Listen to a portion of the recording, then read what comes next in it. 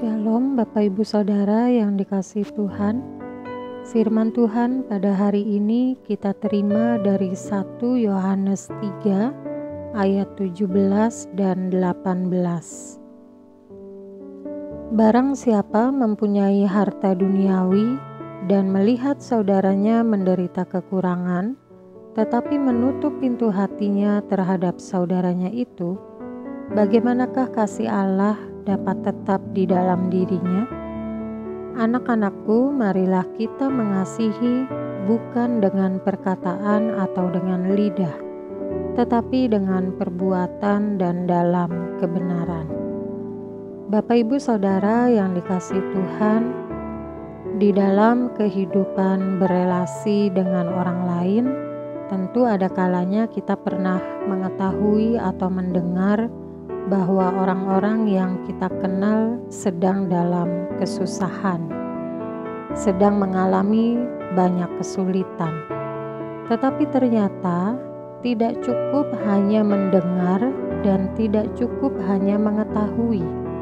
Ketika kita sudah mendengar dan mengetahui bahwa seseorang sedang dalam kesulitan, lalu hal apakah yang akan kita lakukan? Inilah yang seringkali terjadi di dalam kehidupan sehari-hari.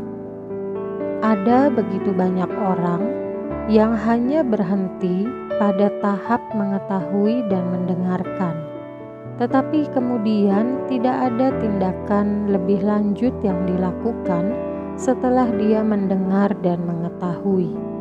Oleh sebab itu, Bapak Ibu Saudara yang dikasihi Tuhan, di dalam bacaan kita pada saat ini ada sebuah ajakan. Sebuah ajakan yang mengajak kalau kita melihat saudara kita kekurangan, maka sebaiknya kita juga tahu apa yang harus kita lakukan. Ketika kita mengetahui ada saudara kita yang kekurangan, ada saudara kita yang membutuhkan, ada saudara kita yang sedang dalam kesulitan, maka jika kita dapat membantu, mari kita ulurkan tangan kita. Mari kita berikan apa yang bisa kita lakukan untuk menolong, meringankan yang sedang dialaminya. Firman Tuhan dengan tegas mengatakan, kalau ada orang-orang yang menutup pintu hatinya terhadap saudara atau orang yang sedang kesusahan, maka bagaimanakah kasih Allah tetap ada di dalam dirinya? Bapak Ibu Saudara yang dikasihi Tuhan, bicara soal mengasihi itu bukan hanya lewat kata-kata, bukan hanya dengan lidah kita, tetapi di ayat ke-18 dikatakan bahwa mari kita mengasihi dengan perbuatan, mari kita mengasihi dalam kebenaran. Apa yang sudah kita perbuat, apa yang sudah kita lakukan, contoh nyata di dalam kehidupan sehari-hari atau di dalam kehidupan bergereja. Ketika kita mendengar ada saudara-saudara seiman kita yang tidak bisa ke gereja karena kesulitan kendaraan, apa yang kita lakukan? Apakah cukup hanya mendengar dan mengetahui? Atau tindakan apa yang bisa kita berikan? Atau misalnya ketika kita mengetahui dan mendengar ada saudara-saudara kita yang kesulitan dalam membiayai untuk uang sekolah atau uang kuliah, apa yang akan kita perbuat? Atau apa yang akan kita lakukan? Atau contoh lainnya lagi Bapak Ibu Saudara, ketika kita mengetahui ada saudara-saudara kita yang akhirnya tidak bisa pulang ke rumah karena mungkin terjebak hujan atau kendaraan yang digunakannya rusak di tengah jalan. Ketika kita sudah mengetahui dan kita mendengar berita itu, apa yang akan kita lakukan?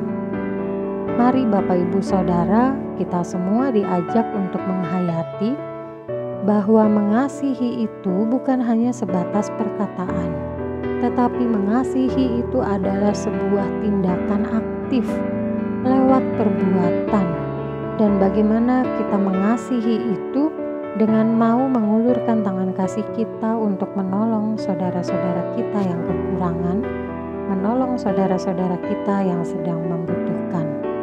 Mari kita hidupkan rasa kebersamaan, kita hidupkan rasa saling mengasihi, kita hidupkan rasa untuk saling tolong-menolong, sebab melalui peristiwa Paskah ini kita diajak pada sebuah penghayatan kasih dari Tuhan Yesus begitu besar bagi kita. Lalu apa yang kita lakukan sebagai respon dan ucap syukur kita? Caranya adalah kasihilah sesama kita, terutama mereka yang membutuhkan dan kekurangan. Kasihilah mereka bukan dengan perkataan saja, tetapi melalui perbuatan dan dalam kebenaran.